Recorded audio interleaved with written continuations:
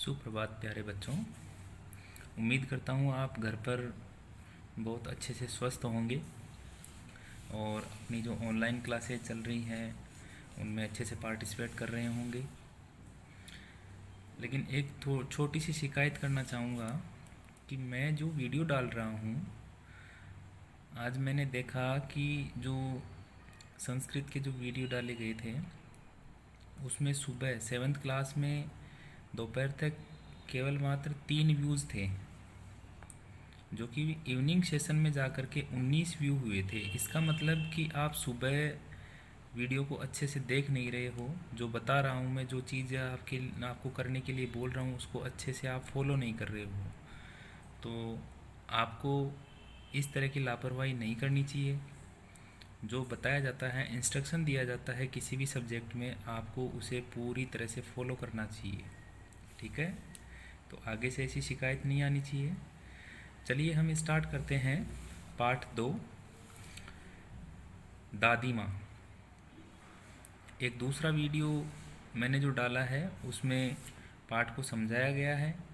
इसमें मैं क्या बता रहा हूँ आपको, पाठ के अंदर जो कठिन शब्द आए हैं, कुछ ऐसे शब्द जिनके अर्थ शायद आपको नहीं पता, इसलिए उसे समझाने के लिए मैंने ये वीडियो तैयार किया है शब्दार्थों को लेकर। जैसे पाठ में एक शब्द आया है बीसों गर्मी, बसंत और बरसात। बीसों गर्मी बसंत और बरसात का मतलब होता है 20 साल, 20 ईयर्स। दूसरा शब्द है बरबस। बरबस का मतलब होता है न चाहते हुए भी।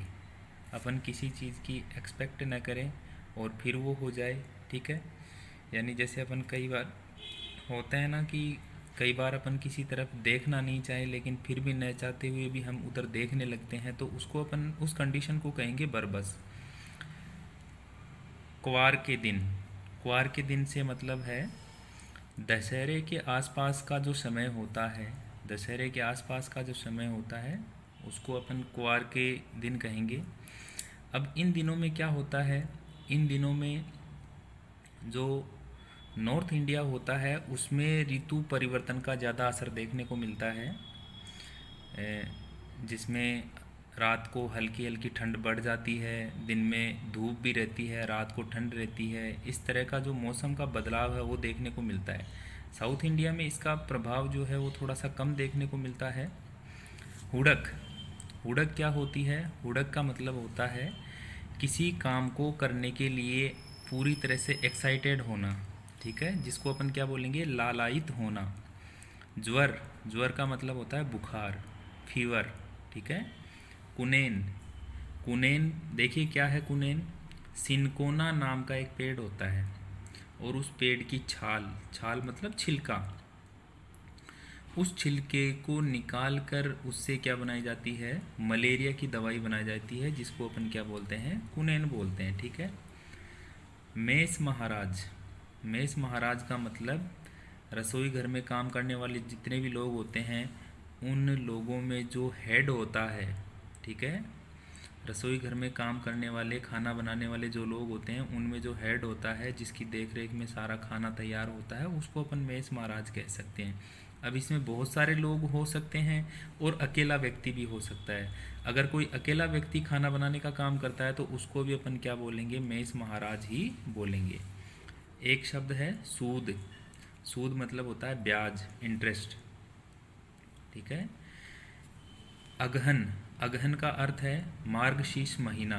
हिंदी महीने जो होते हैं ना अपने, चैत्र, वैशाख, ज्येष्ठ, आषाढ़, श्रावण, भाद्रपद, आश्विन, कार्तिक, मार्गशीर्ष, पौष, माघ, फाल्गुन, इस तरह से। ठीक है, तो जो मार्गशीर्ष महीना है उसको अगहन कहते हैं। एक शब्द है चिवड़ा। चिवड़ा। चिवड़ा का क्या अर्थ है, उबाल कर और कूट कर सुखाया गया चावल। ध्यान देना, चिवड़ा का अर्थ है उबाल कर और कूट कर सुखाया गया चावल। विषुचिका। विषुचिका का अर्थ है एक घातक और संक्रामक। संक्रामक किसको कहते हैं? संक्रामक का मतलब होता है जो एक से दूसरे में फैलता है। ठीक है, जैसे अभी कोरोना वायरस चल रहा है। ठीक है, इसके बारे में ये बताया जा रहा है कि ये टचिंग से क्या होता है, एक दूसरे में फैलता है, तो इसको अपन संक्रामक कह सकते हैं। एक घातक और संक्रामक रोग जिसमें उल्टी और दस्त आते हैं, वॉमिटिंग एंड लूज मोशंस, ठीक है।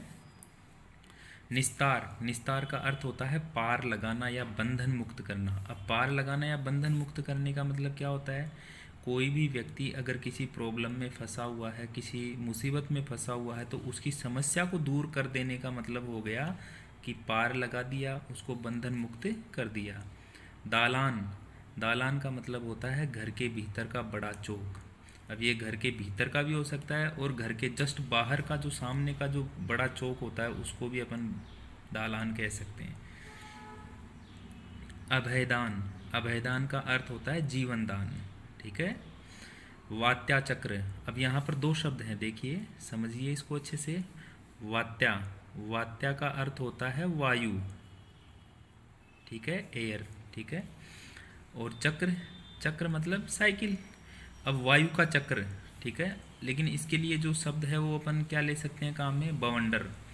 अब ये बवंडर साउथ इंडिया में नहीं होते हैं, नॉर्थ इंडिया स्पेशली जो राजस्थान का एरिया जो है रेगिस्तान वाला, उस रेगिस्तान वाले एरिया में क्या होता है, जो वायु है वो गर्म होकर के क्या होती है, इस प्रकार से ऊपर उठती है और इस प्रकार से वो हवा घूमती है, ठीक है। इसको अपन क्या बोलते हैं, बवंडर बोलते हैं, ठीक है। शाप भ्रष्ट, शाप भ्रष्ट का मतलब होता है उद्धार करने वाला, ठीक है, मुसीबत से निकालने वाला। वैसे शाप, शाप को इंग्लिश में आप बोल सकते हैं क्रश, ठीक है। और भ्रष्ट का मतलब होता है जो रास्ता भटक गया है। अब यहाँ पर शाप भ्रष्ट का अर्थ क्या लेंगे अपन, उद्धार करने वाला, यानी जो बुरा करने की सोची गई थी उससे क्या कर दिया गया है, पथ भ्रष्ट कर दिया गया है, यानी जो बुरा होने वाला था उसको टाल दिया गया है, उसको हम शाप भ्रष्ट कहेंगे। और एक शब्द है विलीन, विलीन का मतलब गायब होना, मिसिंग होना, ठीक है। तो इस तरह से ये इस पाठ के कुछ कठिन शब्द हैं। जो वीडियो डाला गया है उस वीडियो को आप अच्छे से देखिए, पाठ को समझिए, ठीक है। उसमें फिर भी अगर कोई कठिन शब्द आपके सामने आते हैं, कोई प्रॉब्लम आती है, तो आप मुझसे वो प्रॉब्लम शेयर कर सकते हैं। Thank you. इसके अलावा एक चीज़ और, इसके अलावा आपको ये कठिन शब्द अपनी जो फेयर नोट है उस फेयर नोट में क्या करना है, इनको लिखना है और इनको याद करना है।